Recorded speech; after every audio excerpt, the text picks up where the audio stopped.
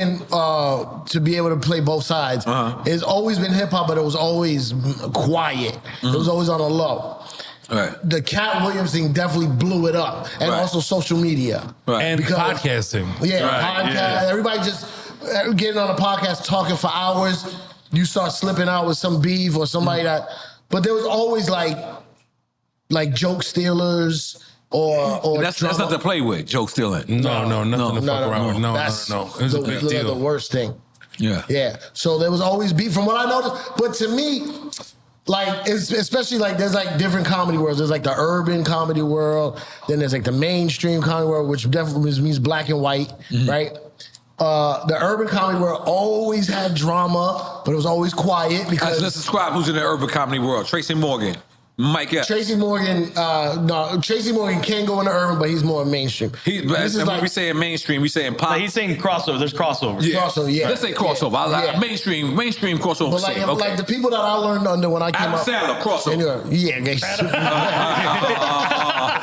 Big Dipper, crossover. Smokey from Uptown. Yeah. Urban. Okay. Yeah, all right, my man. Like the people I came up under back in the day when I first started trying to learn stand-up, Talent, Capone, Rob Stapleton, comedian Capone, Smokey, Mark Vieira, all that. That's like the urban world.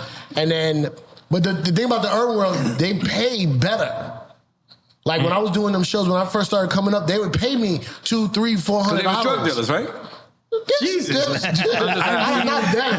They just really paid fair wages. Okay. The venues but you know what? Who cares? were cleaning up some money or whatever. Then I went into the mainstream world, which is the white world. Like the Comedy Cellar. Comedy Cellar, $25, $30, $50. Oof. So a lot of the urban guys go, I ain't going over there because you don't make money. And Amy Schwimmer's coming on after you. Something like that. You know what I mean? Sarah Silverman. Yeah, you know exactly. what I mean? It's such a big difference between the urban rooms and the mainstream rooms, right?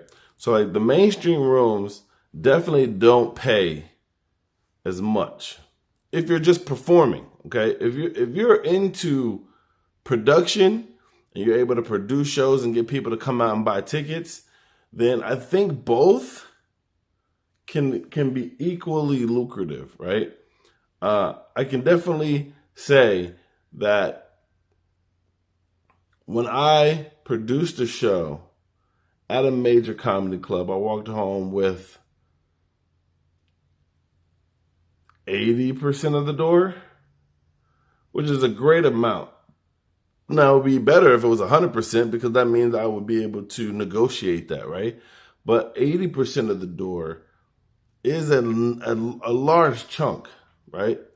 The difference is that when, from my experience, I didn't have to rent the building. I didn't have to rent the room. They provided security. They provided the lights. They provided the sound equipment. They pretty much provided everything for me. And when it comes to doing an urban room, unless it is a full-fledged comedy club, you're going to have to bring all of that stuff with you. That's crazy. But some people have invested money with lights and speakers and microphones and backdrops and all of but over time, can you make more money doing those type of shows? I believe yes. I believe that you can turn up. Like when you're in a mainstream room, you're not getting a part of that liquor sales, or at least I haven't got to that level yet. But I do know in an urban room, all of those resources are calculated. I've always been chastised by the older comics, like I should go to the chitlin circuit, and I thought, why? They're like, you'll earn your chops, and I'm like, why? Right? If I don't have to, why would I go and put myself in the fire? And then Then I was convinced, right? Because I'm like, yeah, you gotta be able to make your people laugh. That's what they were making me feel like. And I was like, okay, cool. So I went and started to go into just urban rooms. And it was the exact same, right? I was getting, but it was a comedy club.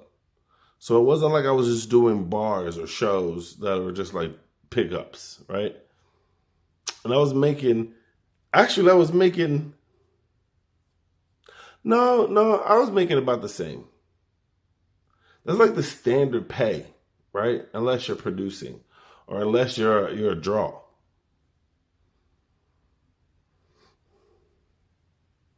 I'm like, if my goal is to be mainstream, why would I start urban? Wouldn't I just want to start mainstream and go through the motions? I mean, because I have a full-time job, all of my expenses or all of my resources aren't going to have to come from me doing stand-up full-time. Now, once it is, then I mean, of course, we got a penny pinch and we got to get as much as we possibly can for our services. But right now, I'm developing. And that's what matters, is being a developing comic, learning the ropes. And there's no blueprint for this shit. But there is there's things what you can't, like things I don't want to do. Like I don't want to have to be an urban comic. Especially now because a lot of the urban comedy clubs are closing.